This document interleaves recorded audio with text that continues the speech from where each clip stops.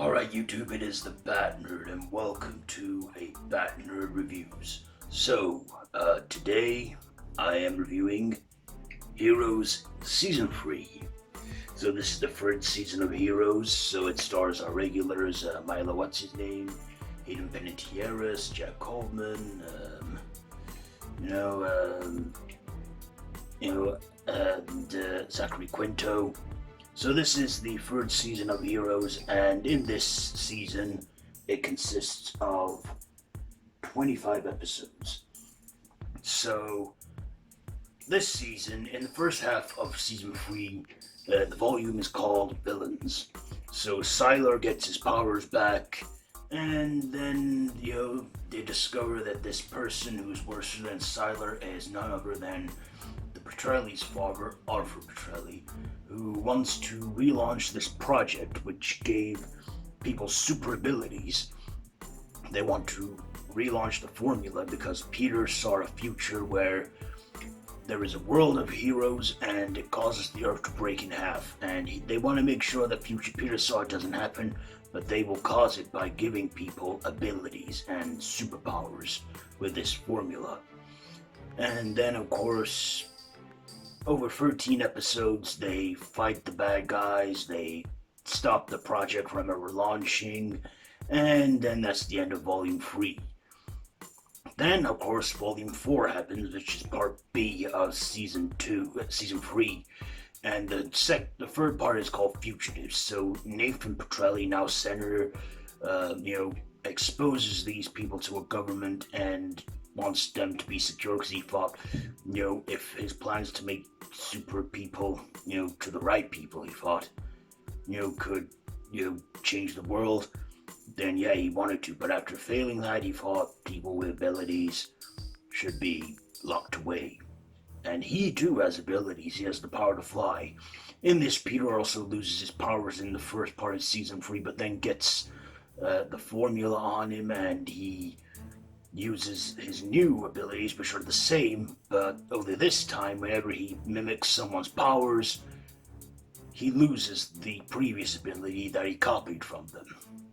That's how his powers work now, because of how he lost his ability in the Season 3, because before his ability was to mimic other abilities from people, and in this, he still does it, but eventually he has to use one ability at a time. Okay, and in this, we get introduced to new characters. In the first half of Season 3, we get new characters like Arthur Petrelli, we get villains, Knox, Flint, all villains, and we even get a new character named Daphne, played by Bria Grant, who sadly doesn't make it through the full third season. She does survive Volume 3 and half of Volume 4, but then dies, which is sad and a bit of a shocker. They went the extra way and killed people off. They also introduced a new character in the second half of Season 3 called Danko, who wants to capture these people with abilities. Nathan, of course, sees the error of his ways and starts and helps out. Sylar even gets the ability to shapeshift and starts using his image to do all that. Even Nathan sadly dies at the end. Sylar kills him. And of course then Matt, he uses Sylar had the ability to, absorb, have the memories of, see the entire history of stuff he touches.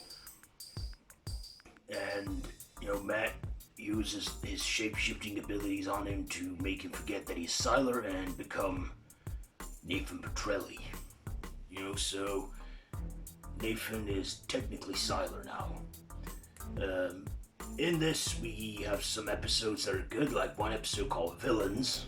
Yeah, the episode's called Villains. And that's like a little prequel to the whole show because it ties in nicely with the beginning of Season 1, which I did like. I liked that episode. Run the likes and dislikes now. I liked Volume 3 in Season 3. Part A of Season 3. I really enjoyed that season. Such a big improvement from the previous season. And yeah, I enjoyed the villains, the story, the action. it was a big improvement, and I really enjoyed it. Season 3, Part B, Volume 4, Fugitives. That was okay. That had a good like chase sort of serialization thing going, but towards the end, it kind of did decline in quality. At the end of Volume 2, I forgot to mention, Nikki Sanders dies, but she gets. Turns out she had a long lost twin called Tracy Strauss who has the ability to freeze things, and she gets frozen, and then she supposedly dies and discovers water abilities from her. Yeah, the second half is very complex, and yeah, it's just these feel like two completely different seasons as well. And they're two volumes. I think and this is what they planned for season 2, but the writer's strike, they cut it short and everything. Of course, there was one time where they considered doing this as an anthology series where different heroes in different volumes come about, but they never went through with that idea. Could still kind of do it, I don't know. Anyway, season 3, it was an improvement from season 2, but nowhere near as good as season 1. Um, you know, I have a mixed feeling about it because there's two different stories in the season. So I'm going to do something now which I never done in the Bad Nerd reviews before. I'm going to rate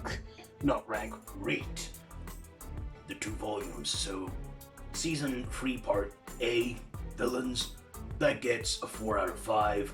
And part B, volume 4, Fugitives, I'm going to give that a 3.